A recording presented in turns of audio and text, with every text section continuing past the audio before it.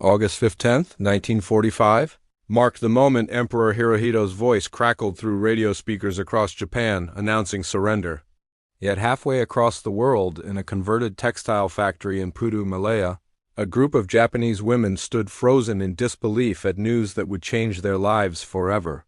British officials had arrived that sweltering morning to inform the 53 Japanese civilian women, interned there since 1942, that they were now prisoners of war, and preparations for their repatriation would begin immediately.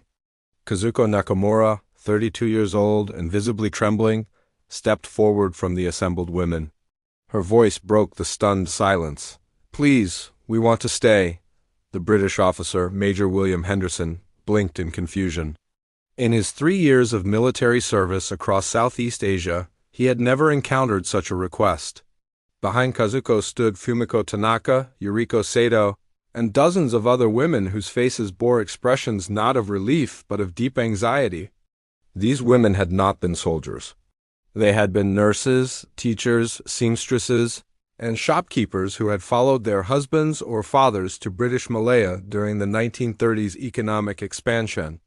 When Japan invaded in 1941, their lives had transformed overnight from peaceful domesticity to dangerous limbo. The British colonial administration, fearing fifth columnists, had rounded up Japanese civilians within weeks of Pearl Harbor. The men had been separated immediately, sent to camps in India and Australia. The women and children had been confined to this facility in Pudu, just outside Kuala Lumpur. According to records later examined by historian Dr. Margaret Chun in her 2008 study published in the Journal of Southeast Asian Studies, the Pudu facility initially housed 87 Japanese women and 43 children. Disease, malnutrition, and the tropical climate had taken their toll. By war's end, 21 women had perished, along with 19 children. The survivors had formed bonds deeper than blood, sustained by shared grief and an unlikely friendship with their Malayan guards and local Chinese merchants who had risked punishment to smuggle extra food and medicine. Major Henderson attempted to explain protocol. "Ladies, the war is finished. You'll be transported to Singapore, then repatriated to Japan within 3 months.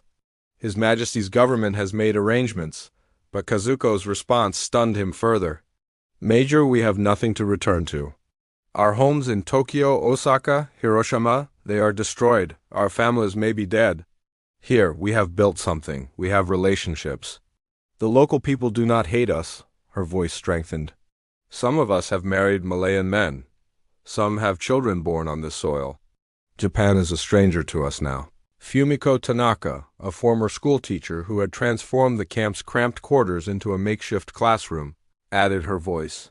"We survive together. We cannot abandon what we have created here."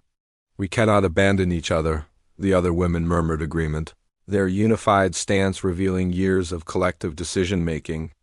Henderson departed that afternoon, promising to relay their request through proper channels. The women watched him leave, uncertain whether their plea would reach sympathetic ears or be dismissed as the confused ramblings of war-traumatized civilians. What none of them knew was that their request would trigger a bureaucratic and humanitarian crisis that would expose the complex aftermath of war beyond simple victory and defeat. To understand the women's desperate plea, one must journey back to 1933, when Kazuko Nakamura first arrived in Kuala Lumpur as a bright-eyed 20-year-old bride. Her husband, Ichiro Nakamura, had secured a position with Mitsubishi Trading Company, managing rubber exports from British Malaya to Japan's expanding industrial economy. They had settled in Brickfields, a diverse neighborhood where Japanese, Chinese, Indian, and Malay families coexisted with remarkable harmony.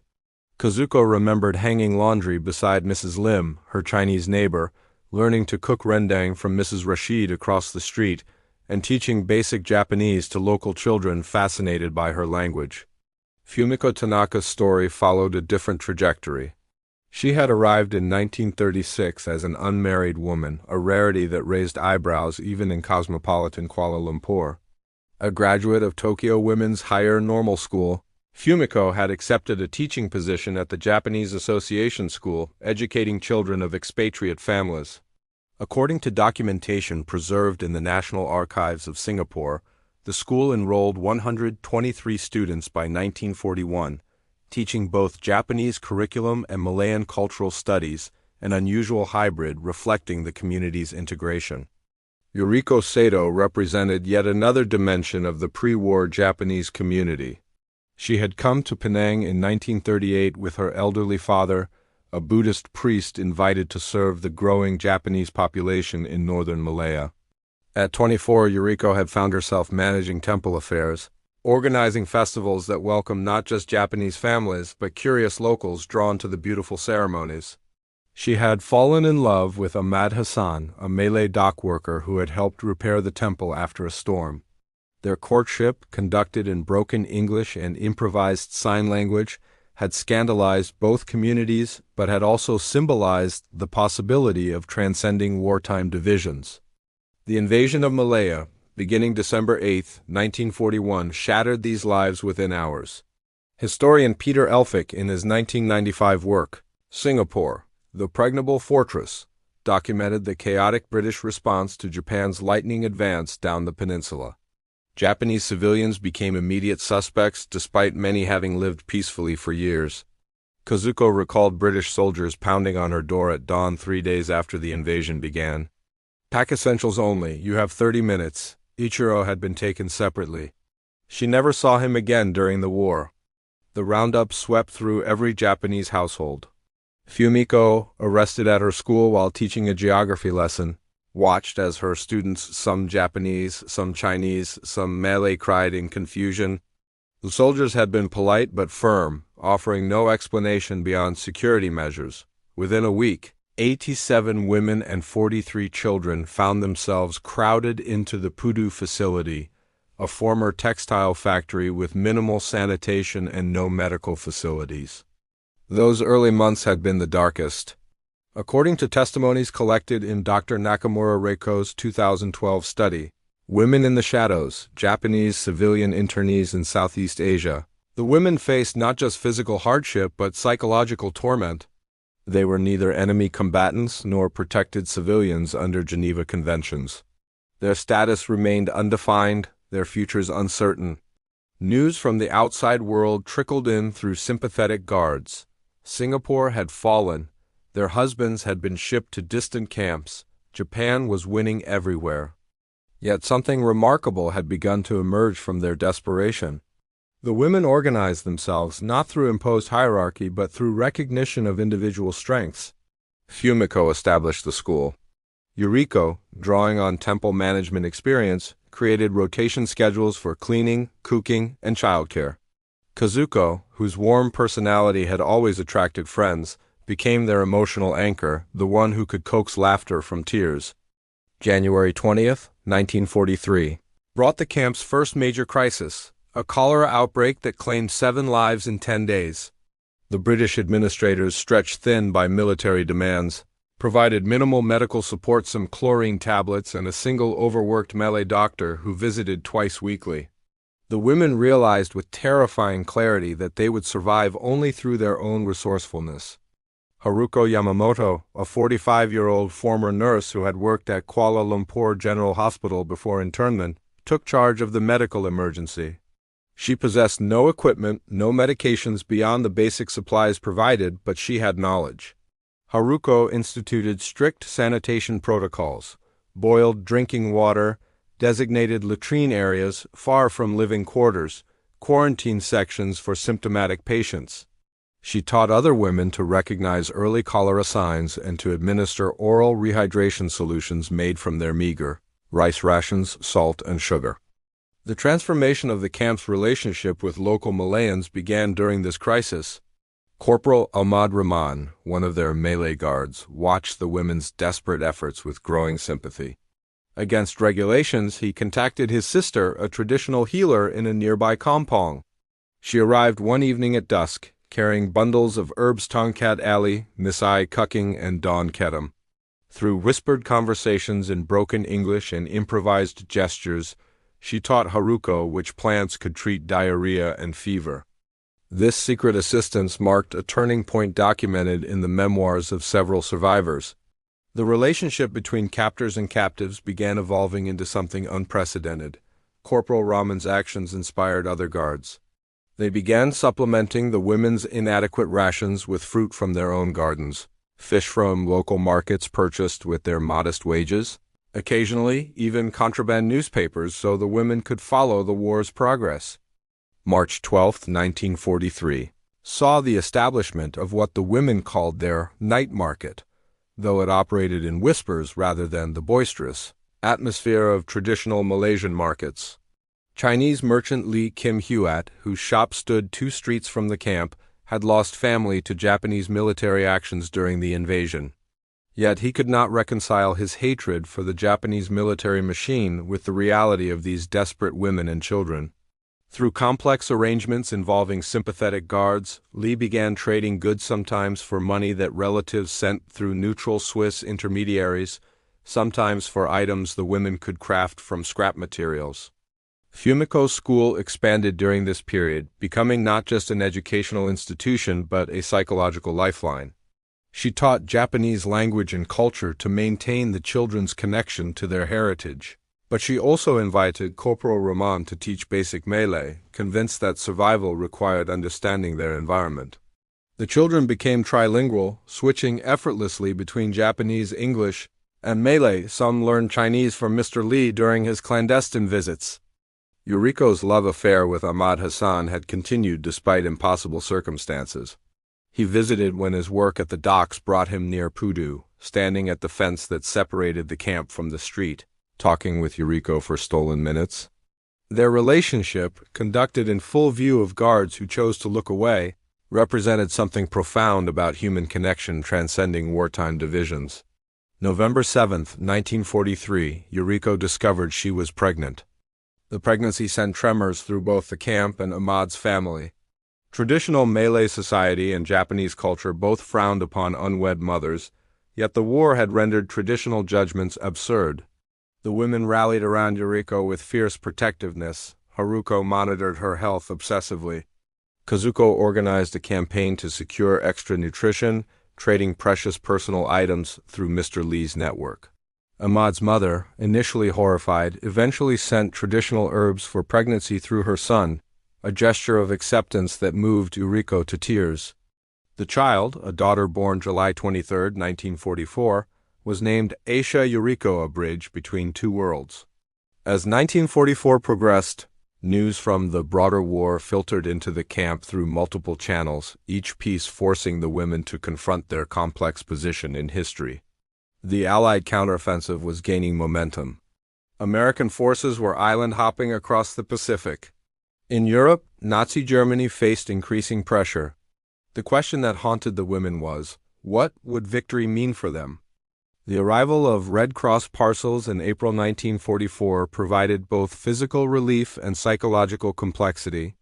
The packages contained food, medical supplies, and letters forwarded through neutral countries. Kazuko received news that her mother had survived the firebombing of Tokyo, but her father had perished. Fumiko learned that her brother had died in combat in the Philippines. The grief was complicated by the knowledge that their nation's military had inflicted similar anguish across Asia. This awareness was not abstract. Chinese merchant Lee Kim Huat had lost his uncle and 2 cousins during the Suk Ching massacre in Singapore in 1942, when Japanese forces systematically executed thousands of ethnic Chinese suspected of anti-Japanese activities. The historical record, including research published by Professor Kevin Blackburn in his 2001 work, The Collective Memory of the Suk Ching Massacre, estimates between 5,000 and 50,000 Chinese civilians were killed. Lee's decision to help Japanese women despite his family's tragedy represented a moral courage the women recognized and honored. September 12, 1944, brought an incident that crystallized the camp's unique community. A young British officer, newly arrived and zealous about regulations, discovered the illicit trading network. He ordered the immediate cessation of all contact between guards and internees, threatened court-martial for Corporal Raman and his colleagues, and instituted harsh new restrictions. The women's already meager rations were cut further as punishment for their conspiracy. What happened next astonished the British authorities. The local Malayan community, Chinese, Malay, and Indian shopkeepers, workers, and families staged a protest.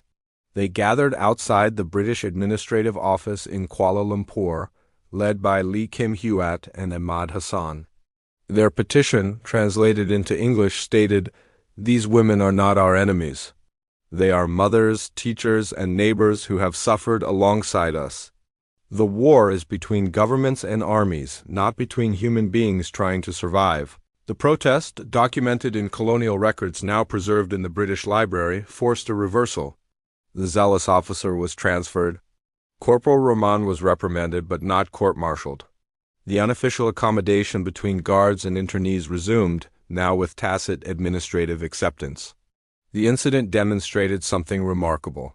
The Japanese women had ceased being symbols of an enemy nation and had become individuals worthy of compassion. This transformation was not universal. The women remained acutely aware of atrocities committed by Japanese forces across Asia: the Bataan Death March, the horrors inflicted on Allied prisoners of war, the widespread suffering caused by occupation policies. Some guards remained hostile, viewing any kindness toward Japanese civilians as betrayal. Several internees, particularly those with strong nationalist sentiments, refused to participate in the cultural exchanges, maintaining strict separation. But within the core group of 53 women who would later plead to remain, a different consciousness had emerged. They had lost faith in nationalist ideologies without abandoning their cultural identity. They had learned that survival required cooperation across supposed enemy lines. They had formed relationships that transcended the accident of birth nation. June 6, 1945, news of Germany's surrender reached the camp. The women understood that Japan's defeat was now inevitable. The question became, what came next? Kazuko voiced what many felt. "We are Japanese women who have lived through a war in Malaya, sustained by Malay, Chinese, and Indian kindness. Where do we belong now?" July 26, 1945, the Potsdam Declaration called for Japan's unconditional surrender. Though news of this ultimatum reached the Pudu camp only through fragmentary newspaper reports smuggled by guards. The women sensed the war's approaching end through subtle changes in their captors' behavior: reduced hostility, increased nervousness about the future, and occasional expressions of sympathy that would have been unthinkable years earlier. Haruko, the nurse, noticed something else: the deteriorating health of several women who had survived years of malnutrition and stress. Michiko Sato, 38 years old, suffered from tuberculosis that no amount of improvised treatment could cure. Keiko Watanabe, at 52, the oldest internee, showed signs of heart failure. The prospect of forced repatriation to a devastated Japan filled these fragile survivors with dread. "We will die on the journey or shortly after arrival," Haruko confided to Kazuko. "They need stability, not another upheaval." The children presented another dimension of the dilemma. 31 children remained in the camp by mid-1945, ranging from teenagers who remembered Japan to toddlers like Aisha, who had known only Malaya. Fumiko had maintained detailed records of their education, documenting how these young people had developed hybrid identities. 12-year-old Tomoko Ito spoke Malay more fluently than Japanese. 8-year-old Kenichi Mori had forgotten Tokyo completely, remembering only the kampong near the camp where friendly Malay children had sometimes played with internees through the fence. August 6th and 9th, 1945. Atomic bombs obliterated Hiroshima and Nagasaki, though the women would not learn the full horror of these events until weeks later. On August 15th, Emperor Hirohito's surrender broadcast ended the Pacific War. British authorities in Kuala Lumpur received orders to prepare all Japanese civilian internees for repatriation, following protocols established for the orderly dismantling of wartime detention systems.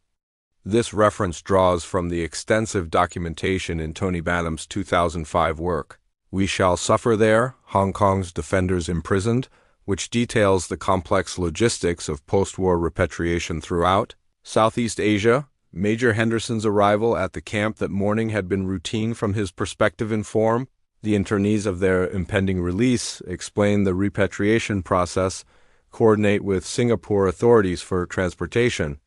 He had expected gratitude, relief, perhaps tears of joy. The unified plea to remain had blindsided him completely. After Henderson departed, the women convened an emergency meeting. Kazuko facilitated the discussion, but every voice was heard, a practice they had developed over 3 years of collective survival. The debate revealed the complexity of their situation.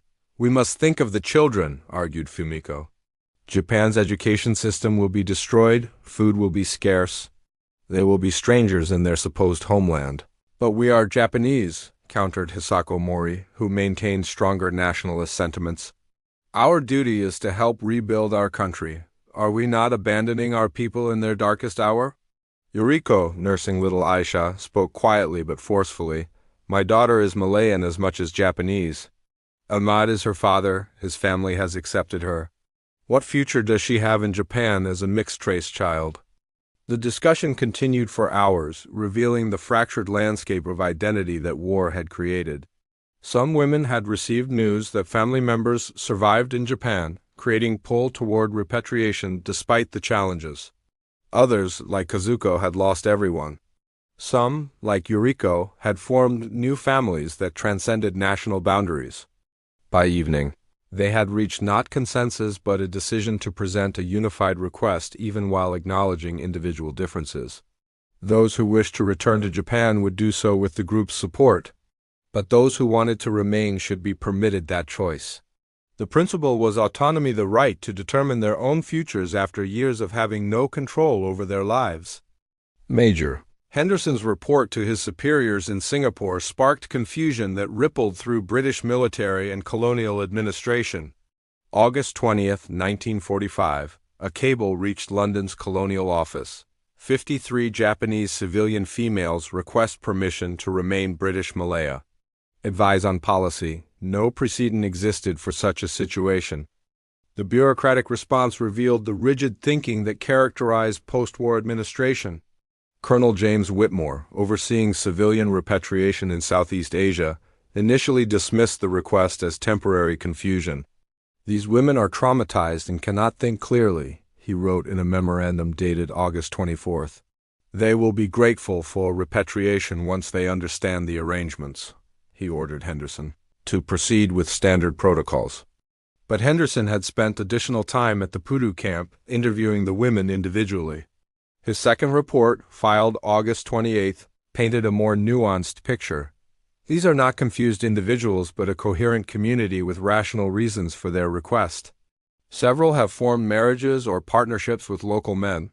Others cite health concerns that make repatriation dangerous. Many express genuine integration into Malayan society. Recommend legal review of their status. The legal questions were indeed complex. Japanese civilians in British-controlled territories fell into a gray area of international law. The Geneva Conventions addressed prisoners of war and protected civilians during occupation, but post-war residency rights remained undefined.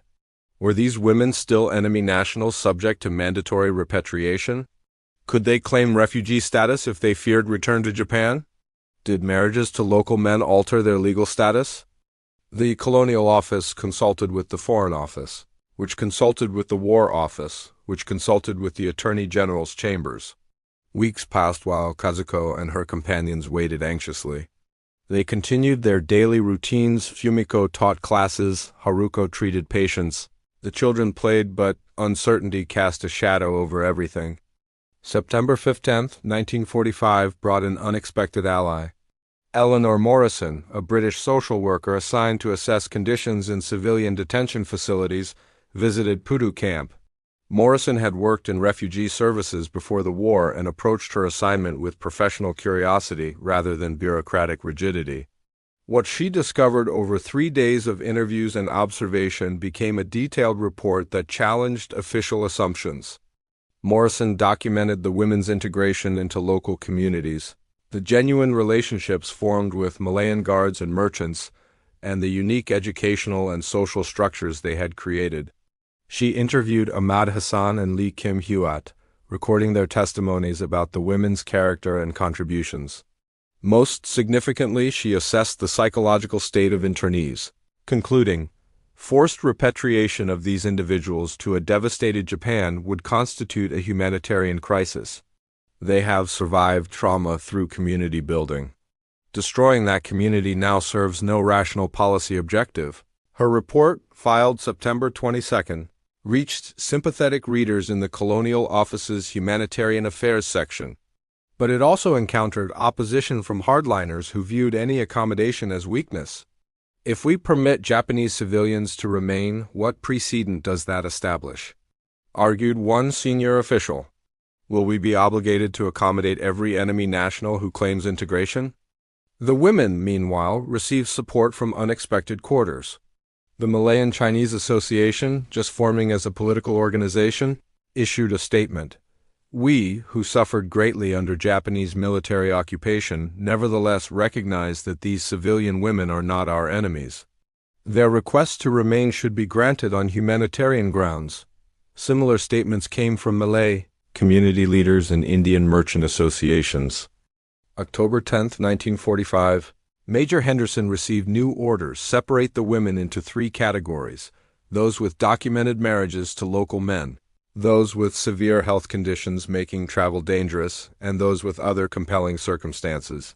Each category would be reviewed individually.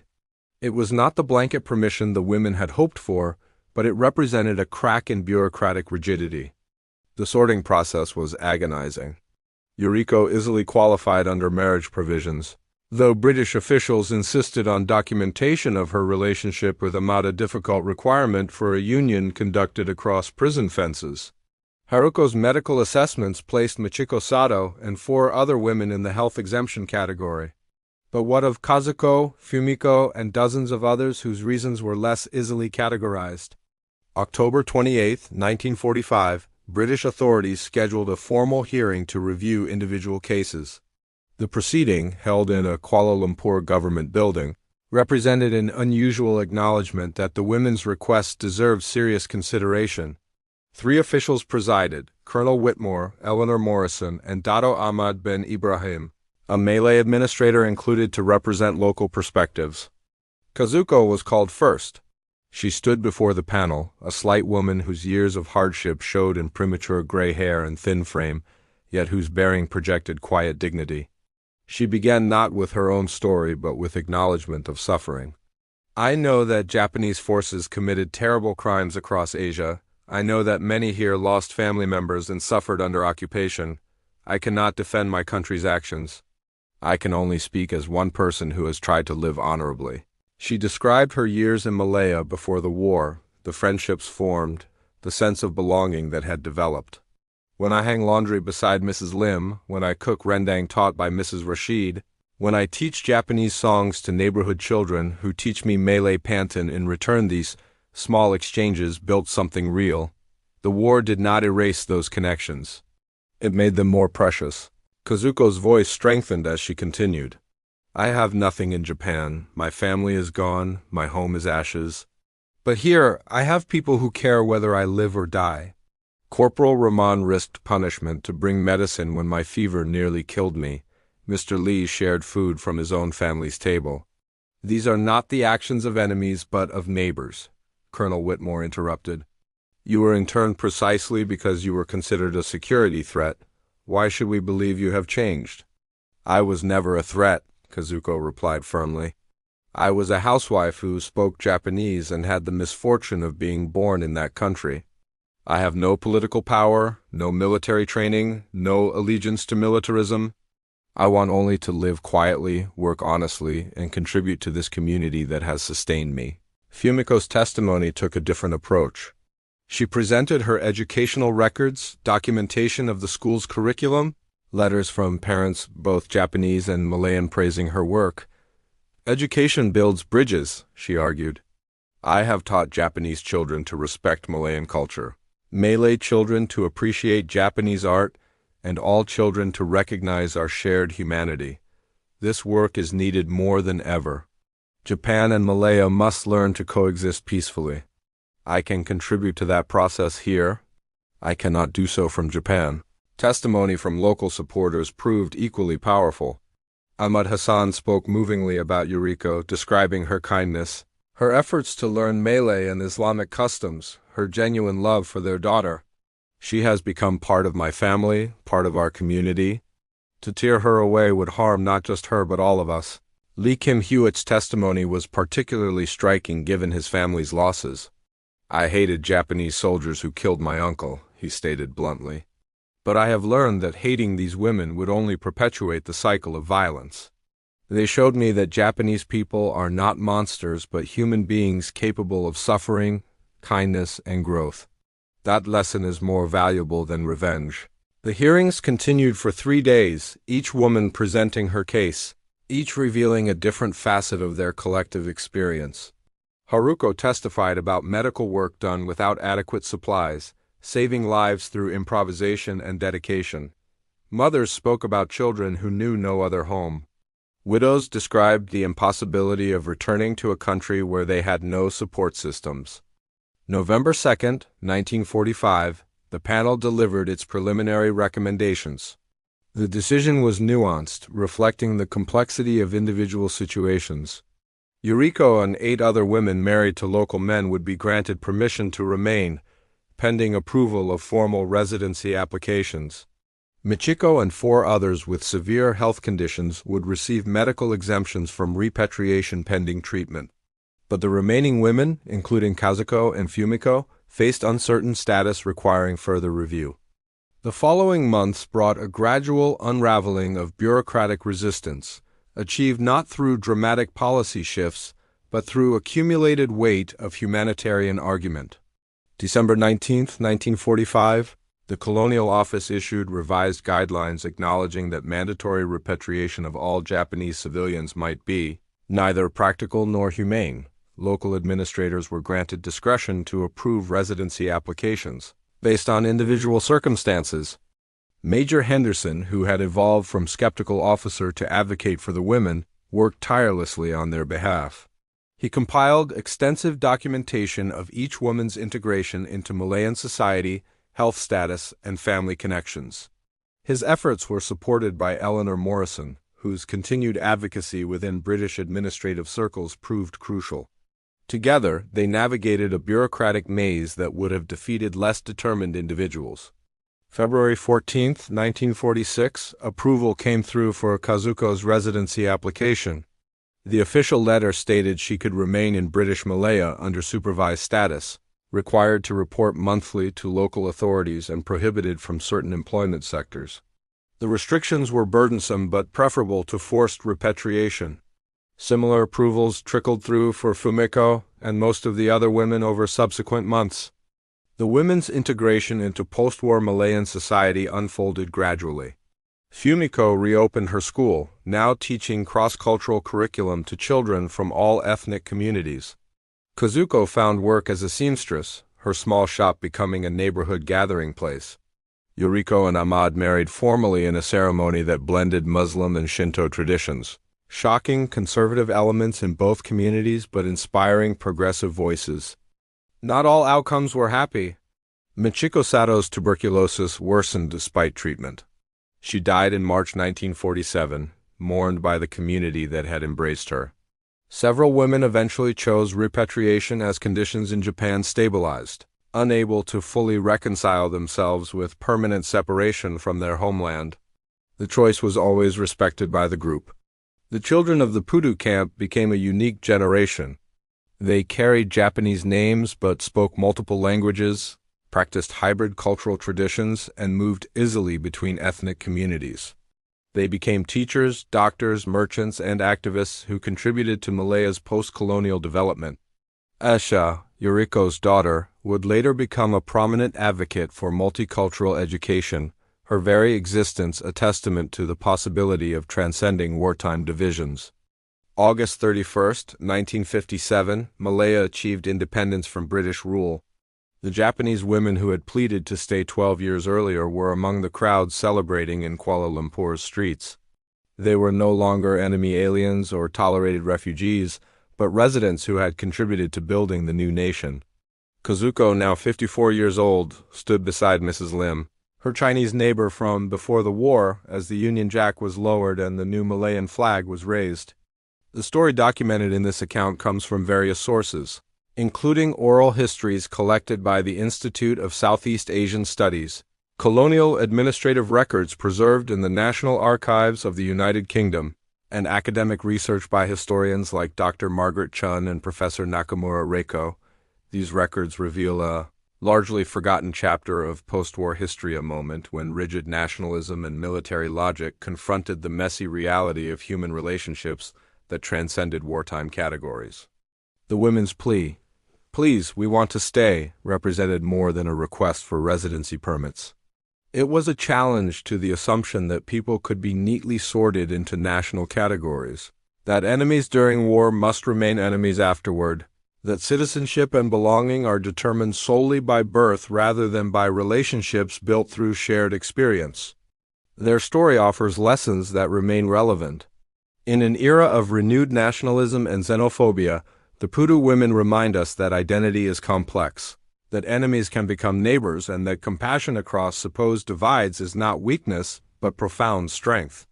They demonstrated that survival often requires cooperation with those we are taught to fear, and that the bonds formed through mutual aid in desperate circumstances can be stronger than the abstract loyalties of nationalism.